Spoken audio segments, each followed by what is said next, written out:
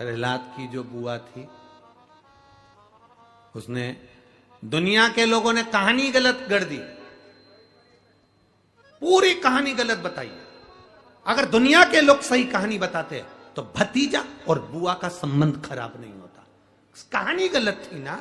लोगों ने कहा, हिरण्यकशिपु ने अपनी बहन से कहा, बहन तू अपने भतीजे को गोदी में रखकर बैठ जा और चादर ओढ़कर बैठ जाना, तू बच जाएगी, तेरा भतीजा जल जाएगा। तो बुआ भतीजे को जलाने के लिए गोदी में लेकर बैठी। बोलो सही है कि गलत है? लोगों ने कहानी गलत बताई। होलिका, लोगों ने कहा उसने अपने भतीजे को जलाया। पहले तो होलिका का नाम तो निकालो कि होलिका का नाम क्या है। कथा वालों ने कह दिया हिरण्यकशिपु की बहन थी होलिका, वो अपने भतीजी प्रहलाद को गोदी में लेकर बैठ गई। वो प्रहलाद को हाथी के पांव के नीचे डाला, खोलते तेल में डाला, अग्नि में डाला, इसमें डाला, उसमें डाला, नहीं मरा। आखिरी में अपनी बहन से कहा होलिका तो अपने भतीजे को गोदी में लेकर बैठ जा। पहले उस होलिका का असली नाम तो लाओ, जिस होलिका का नाम विष्णु पुराण में डूंडा लिखा है। क्या नाम लिखा है? डूंडा। होलिका का असली नाम लिखा है विष्णु पुराण में डूंडा। इसलिए आज भी होली में लकड़ी नहीं जलाई जाती, मोटे मोटे डूंड जलाए जाते हैं, क्योंकि उसका नाम डूंडा है। और डूंडा बैठी अग्नि में, भतीजे को गोदी में लेकर बैठ गई। उसके पास में एक ब्रह्मा जी की चादर थी, जिसको ओढ़ कर बैठ जाती थी तो आगी में जल नहीं सकती थी। डूंडा ने देखा चारों तरफ से आगी लग गई, मेरा भतीजा जल जाएगा। तो बुआ को लगा मेरा भतीजा जल जाएगा। बुआ वो होती है जो दुआ देती है, बुआ कभी बद्दुआ नहीं देती। और डूंडा ने अपनी चादर को उतारा, आगी चारों तरफ से लग गई। बुआ को लगा मेरा भतीजा जल जाएगा, तो अपनी चादर उतार कर अपने भतीजे पे डाल दी और बुआ खुद जल गई, पर अपने भतीजे को नहीं जलने दिया। ये कथा है, पर लोगों ने उसको पूरी पलट दी, पूरा पलट। बुआ कब जलाई अपने भतीजे को? आप में से इतनी सारी बुआ बैठी हैं, कभी अपने भतीजे को अपशब्द कहा? कभी अपने भतीजे को श्राप दिया? कभी अपने भतीजे को बद्दुआ दी? नहीं।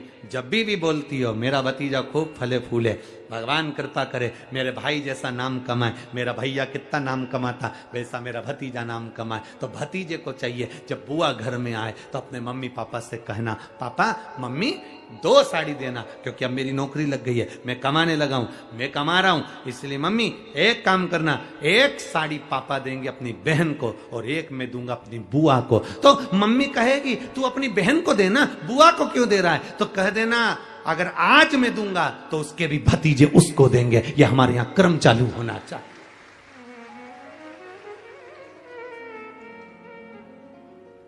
पर करे क्या?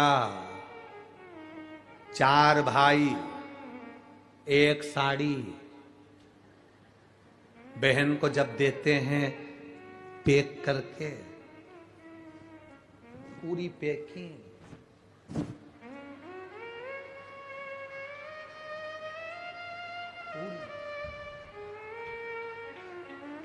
अच्छी बढ़िया वाली साड़ी। अगर ढीली ढीली दिखे तो उसमें कपड़ा भी फंसा दे, कागज जोड़ और पैकिंग करके, और 4 भाई 1 साड़ी। चारों भाई राखी बनवाने के बाद ऐसे हाथ लगा के देते हैं जैसे पूरे पुणे की प्रॉपर्टी दे रहा है, पूरे पुणे की प्रॉपर्टी।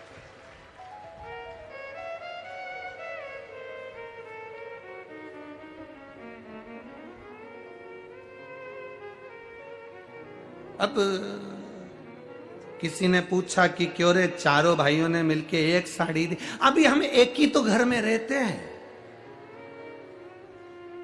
सब एक हैं। तो एक काम करा करो, 1 थाली खाने की लगाओ, 1 भाई खाना खाए, बाकी के सब टच करके बैठ जाओ। एक ही जगह तो रह रहे हो, एक ही थाली में काम। तुम्हारे टच करने से 4 भाई का 1 साड़ी में हिस्सा हो गया, तो तुम्हारा समोसा तुम खाओ, बाकी के 3 भाई टच करके बैठे,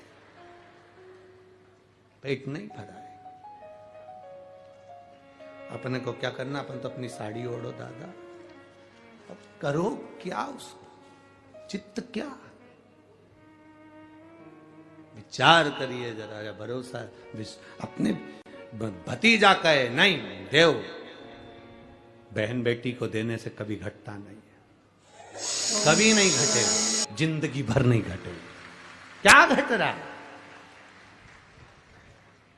शिव को दिया कभी नहीं घटता, संत को दिया कभी नहीं घटता, और बहन बेटी को दिया